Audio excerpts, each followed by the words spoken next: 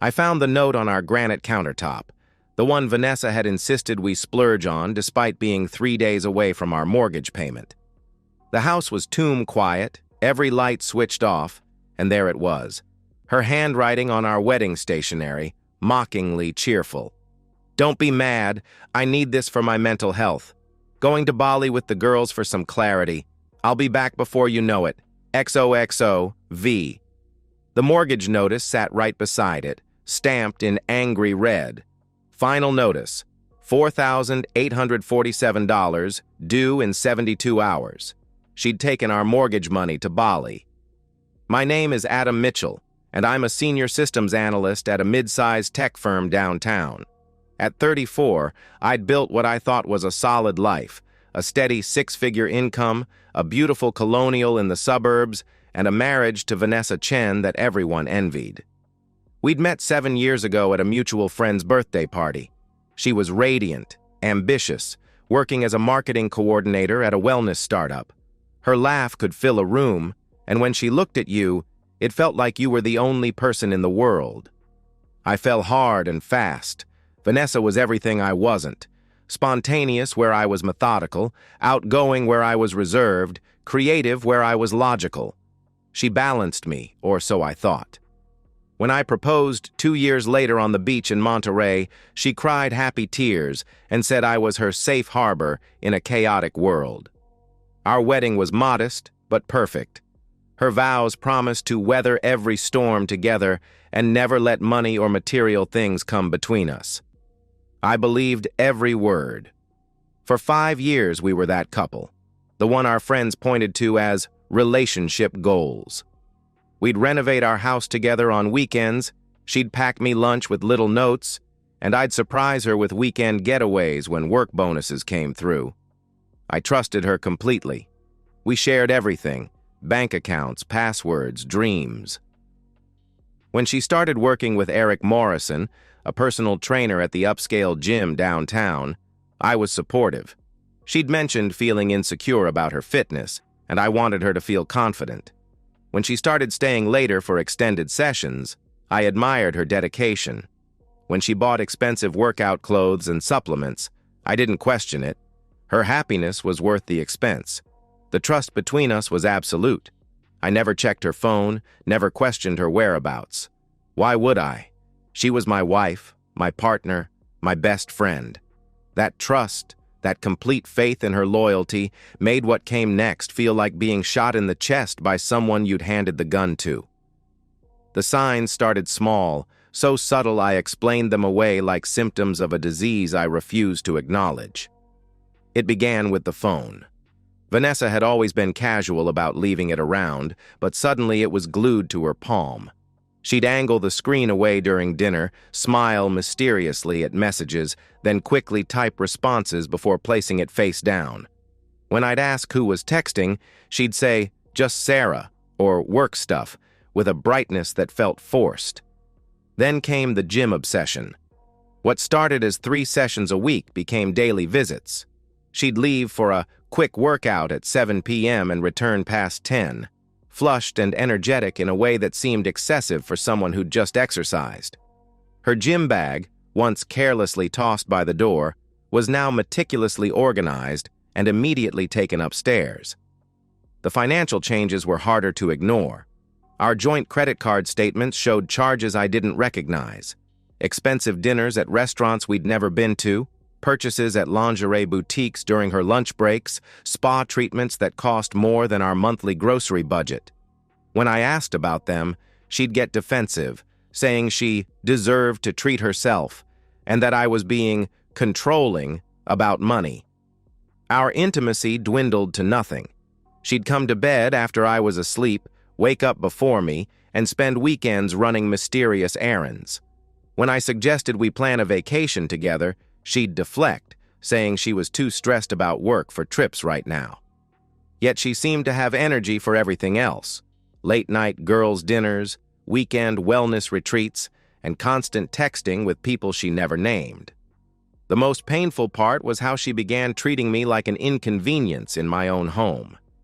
She'd roll her eyes when I tried to make conversation, sigh heavily when I suggested we cook dinner together, and act like my presence was suffocating her. The woman who once called me her best friend now seemed to actively avoid being alone with me. 3 weeks before Bali, she started picking fights over nothing. The way I loaded the dishwasher, my choice of TV shows, even my breathing while she was trying to concentrate. Each argument ended with her storming out to clear her head, usually returning hours later with no explanation. I kept trying to fix whatever was wrong, apologizing for things I hadn't done, desperately attempting to restore the connection we'd lost. I should have known. Deep down, some part of me did know, but I loved her, and love made me blind to what was happening right in front of me. The realization hit me 18 hours after finding the note, while I sat in our empty house staring at our shared iCloud photo stream. At first, I'd felt only confusion and worry. The mortgage payment loomed, and I'd been scrambling to figure out how to cover it alone. I'd called her phone repeatedly, straight to voicemail. I'd messaged her friends, who claimed they hadn't heard from her. Sarah, her supposed best friend, seemed genuinely surprised when I mentioned Bali. That's when I remembered our shared photo stream. Vanessa was obsessive about documenting everything, and we'd linked our iCloud accounts years ago to share memories easily. I'd forgotten about it until my phone buzzed with a new photo notification. The first image made my stomach drop. Vanessa on a plane, champagne glass raised, captioned, "Finally free." But she wasn't alone. A man's tattooed hand rested on her thigh, and though his face was cropped out, I could see enough to know this wasn't one of the girls. Then the photos kept coming. Every few hours, another update synced to my phone like a knife being slowly twisted. Vanessa in a first-class airplane seat, laughing at something off camera. Vanessa at a luxury resort check-in counter, kissing a tall man with sleeve tattoos, Eric Morrison, her trainer. Vanessa in a private villa pool, topless, wrapped around the same man who'd been taking money from our joint account for months under the guise of training fees. The most devastating came at 2 a.m. my time, a video of them in bed together, Vanessa's face glowing with a happiness I hadn't seen her show me in months. She looked at him the way she used to look at me, like he was her whole world. I sat on our couch until dawn, watching my marriage die in real time through a photo stream. Each image showed her living a life of luxury, while our mortgage notice sat unpaid on the counter. She was using our money we'd saved for emergencies, for our future, to fund her affair in paradise. That's when the clarity hit me like a physical blow. This wasn't a mistake or a moment of weakness. This was calculated betrayal. She'd planned this trip, drained our accounts, and lied about everything while I worried about her well-being. She'd filed fake medical leave at work to cover her absence and had been transferring money to Eric for months. As the sun rose on what should have been our 8-year anniversary week, I realized that the woman I'd loved, trusted, and built a life with had been systematically destroying us for months. She'd stolen from us, lied to us, and humiliated us. And she was documenting it all, too drunk on her affair to remember our connected accounts. I sat there until 7 a.m., watching her betray me in high definition, and something cold and clear settled in my chest. She'd made her choice. Now I would make mine. The old Adam would have called her crying, begging her to come home, trying to fix whatever was broken.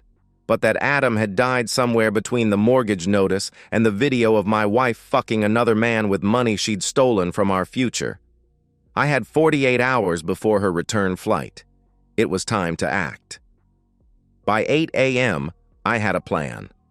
The beauty of being a systems analyst is that you understand how interconnected everything is: finances, legal documents, digital footprints. Vanessa had made one critical error. She'd left me with complete access to everything while assuming I'd remain passive and trusting.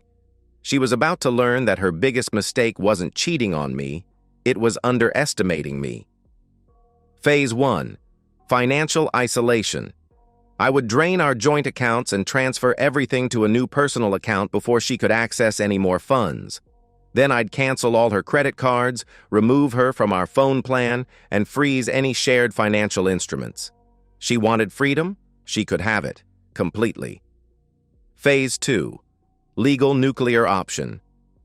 While she was unreachable in Bali, I'd file for divorce under marital fraud and breach of fiduciary trust. In our state, using marital assets to fund an extramarital affair constituted financial abuse. I'd attach every photo, every receipt, every piece of evidence her own documentation had provided. By the time she landed, she'd be served with papers and facing potential criminal charges. Phase 3. Domestic scorched earth. I'd change the locks, secure the house, and remove her belongings. Since the mortgage and deed were in both names, I'd need to act fast to transfer sole ownership before she could contest it. I'd also ensure her employer learned about her falsified medical leave, fraud that would result in immediate termination. Phase 4. Social destruction. The final phase would be the most satisfying. I'd ensure everyone who mattered, her family, our friends, her colleagues, saw exactly who she really was. Not through petty gossip, but through documented proof of her choices. She'd built her new life on lies and theft. I'd make sure everyone knew the truth. The plan required precision timing. She had 5 days left in Bali, and I needed to execute everything before she could respond or counter-move. But I had advantages she didn't know about. Access to all our accounts, legal consultation through my company's benefits, and most importantly, documentation of every crime she'd committed. As I made the first phone call to our bank, I felt something I hadn't experienced in months: control. For the first time since this nightmare began, I wasn't reacting to her betrayal. I was orchestrating her consequences. Vanessa wanted her freedom. I was about to give her more than she could handle. I started at our bank at 9 a.m. sharp.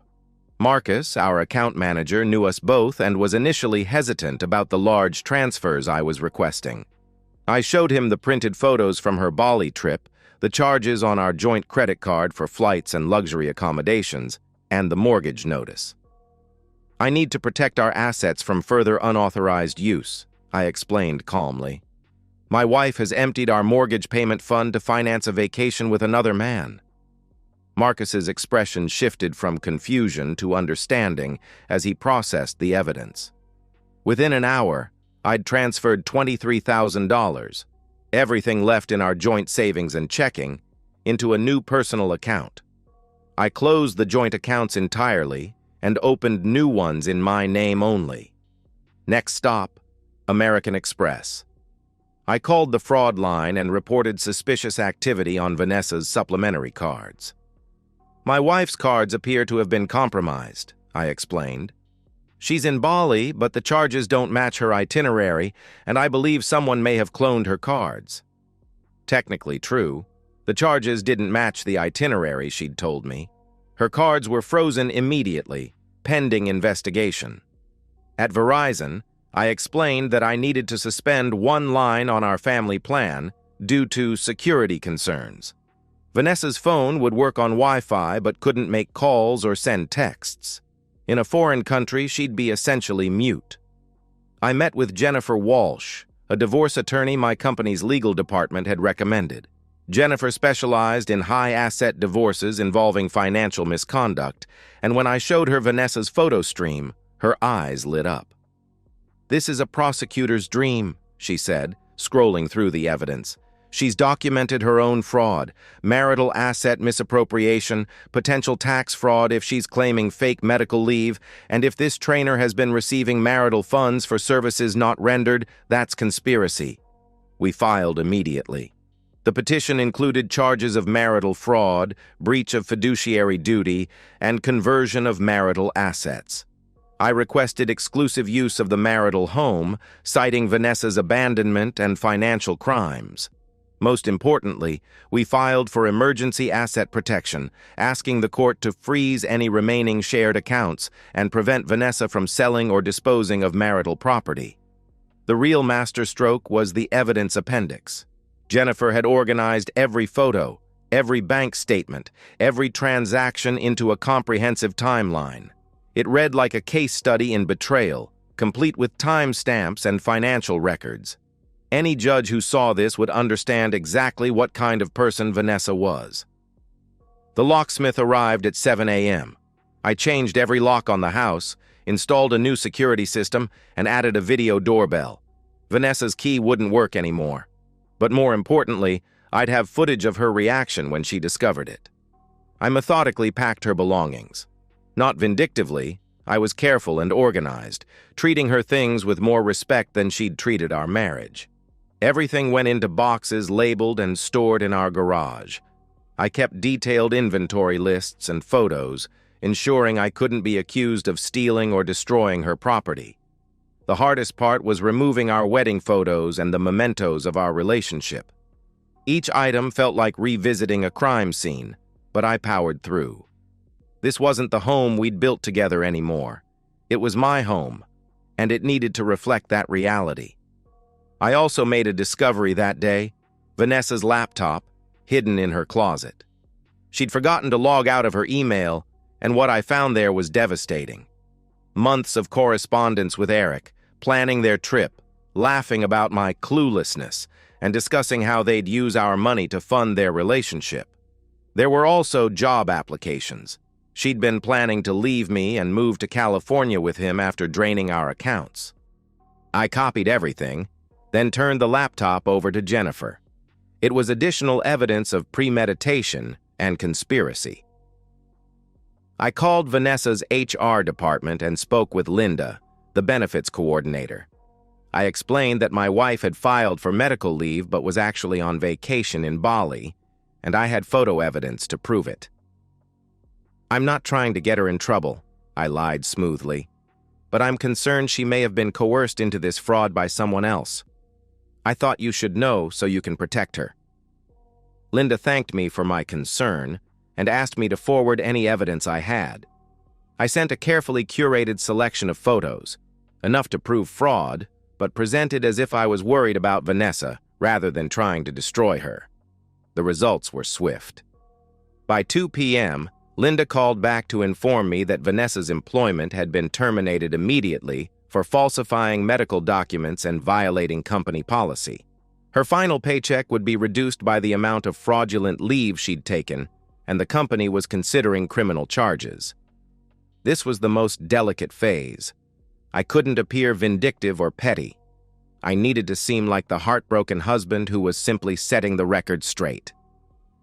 I called Vanessa's parents first. Her mother, Margaret, had always liked me, and when I explained what had happened, her shock was audible. "Adam, that can't be right. Vanessa said she was going with Sarah for a wellness retreat." I sent her selected photos, nothing too explicit, but enough to show Vanessa with Eric, clearly not on a girls' trip. "I'm sorry you have to see this, but I thought you should know before the divorce papers are served." Margaret's response was swift and brutal. "That selfish little girl has disgraced our family. Don't you worry, she'll get no help from us." I made similar calls to our mutual friends, always positioning myself as the reluctant truth-teller. "I hate to burden you with this, but I thought you should know what really happened before rumors start spreading." Each conversation followed the same pattern: shock, requests for proof, then immediate condemnation of Vanessa. By evening, our entire social circle knew the truth about her betrayal, documented in her own photos. As her return flight prepared to land, I sat in my reclaimed living room and reviewed what I'd accomplished in 5 days. Vanessa's access to money, eliminated her job, destroyed her family support, severed her social standing, obliterated her legal position, hopeless, her housing, forfeited. She'd stolen our future to fund her fantasy. Now, she'd return to nothing. Vanessa's Uber arrived at 3:47 p.m. on Tuesday.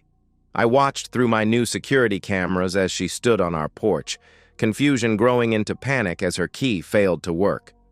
She rang the doorbell repeatedly, then pounded on the door, shouting my name. I didn't answer. There was nothing left to say. She called my phone from her Uber driver's phone. Her own had been disconnected. When I answered, her voice was already breaking. "Adam, what's happening? I can't get in the house. My cards aren't working. Check your email," I said calmly. "Everything you need to know is there." "What email?" "Adam, please, I can explain." "The divorce papers were served electronically this morning. You'll find copies in your Gmail, along with documentation of your fraud charges. Your criminal attorney will contact you within 48 hours. The silence stretched between us before she whispered, "Adam, please. I made a mistake, but we can fix this."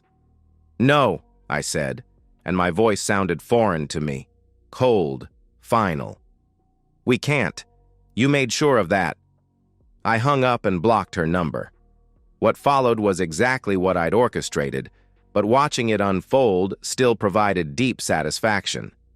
Vanessa spent her first night back in a hotel, using the last $400 on a credit card I'd missed. By the second day, when that card was also frozen pending fraud investigation, she was sleeping in her car, a car whose insurance had lapsed because the auto pay came from our joint account. She went to her parents' house, but Margaret met her at the door with printed copies of the Bali photos. "You've humiliated this family," her mother said, loud enough for the neighbors to hear. "Your father won't even speak your name. Find somewhere else to go." Her friends were no more welcoming. Sarah, her supposed best friend, later told me that Vanessa had shown up crying and desperate, but Sarah had already seen the photos I'd shared. "I can't have that kind of chaos in my life," Sarah explained. "My husband won't let her stay here, and honestly, I don't blame him. What she did to you was unforgivable." Eric, her knight in shining armor, proved to be exactly what I'd expected. When Vanessa called him begging for help, he claimed he was focusing on his business and couldn't get involved in legal drama. The man who'd helped her steal our money and document our betrayal disappeared the moment she needed support. Word traveled fast in Vanessa's industry. Within a week, her termination for fraud had spread through professional networks. She applied desperately for new positions, but background checks revealed her firing for falsifying medical documents. No reputable company would touch her. She eventually found work at a chain restaurant, serving tables for tips, a devastating fall from her previous marketing coordinator salary. Even there, she couldn't escape her reputation. 2 weeks in, a co-worker recognized her from the social media posts that had spread through our extended network. She quit in shame after being called the cheating wife during a busy dinner rush. The divorce proceedings were swift and brutal.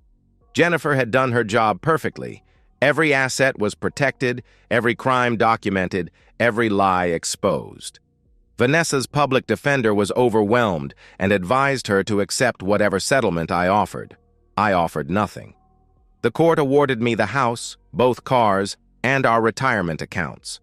Vanessa was ordered to pay restitution for the stolen mortgage funds, plus legal fees, a debt that would follow her for years. The criminal charges for fraud and theft were still pending, but her attorney warned her to expect jail time. Most satisfying was the final hearing, where Vanessa sat across the courtroom looking like a broken woman. She'd lost weight, her hair was unwashed, and she wore a cheap outfit from a thrift store. When the judge read the final decree, awarding me everything and ordering her to make restitution, she cried openly. She tried to make eye contact with me, but I looked straight ahead. The woman who'd destroyed our marriage for a vacation fling no longer deserved my attention. 6 months later, I heard through mutual acquaintances that Vanessa was living in her cousin's unfinished basement, sleeping on an air mattress and working double shifts at a coffee shop to pay her legal debts. Her cousin charged her rent she could barely afford and made it clear the arrangement was temporary. She'd gained weight from stress and cheap food, lost her confidence, and developed a nervous habit of constantly checking her phone, hoping for messages that never came. Eric had blocked her on social media after she'd tried to contact him repeatedly. Her parents still refused to speak to her. Her former friends avoided her like she carried a contagious disease. The most pathetic detail came from Sarah, who'd run into Vanessa at a grocery store. Vanessa had approached her hopefully, asking if they could catch up over coffee, and Sarah had to tell her that their friend group had collectively decided to cut contact. "She looked so desperate," Sarah told me later, "like she was drowning and grabbing for anything to hold on to. It was actually sad." I felt no sympathy. This was exactly what she'd earned. While Vanessa's world crumbled, mine flourished. I sold our house at a profit and bought a smaller place closer to downtown, a modern condo with floor-to-ceiling windows and no memories of betrayal. The mortgage payment that had once stressed us was now easily manageable on my income alone. I bought the motorcycle Vanessa had always forbidden, saying it was too dangerous and impractical. Riding it through mountain curves on weekends felt like reclaiming parts of myself I'd forgotten existed. Dating was easier than expected. Women seemed drawn to my story, not the bitter details, but the confident way I'd handled crisis and rebuilt my life. I was honest about being recently divorced, but made it clear I'd moved on completely. The attention was flattering, but more importantly, it reminded me what healthy relationships felt like. I got promoted at work, partly because I was no longer distracted by marital problems, and partly because the confidence I'd gained from handling my divorce made me more assertive in meetings. My colleagues respected how I'd handled my personal crisis without bringing drama to the office. 6 months after the divorce, I started dating Rachel, a veterinarian who was brilliant, independent, and refreshingly direct. When I told her my story, she said, "Good for you for not letting her destroy your life too." No judgment, no pity, just respect for someone who'd protected himself from a destructive person. 1 year after Bali, I was having dinner with Rachel when I spotted Vanessa across the restaurant.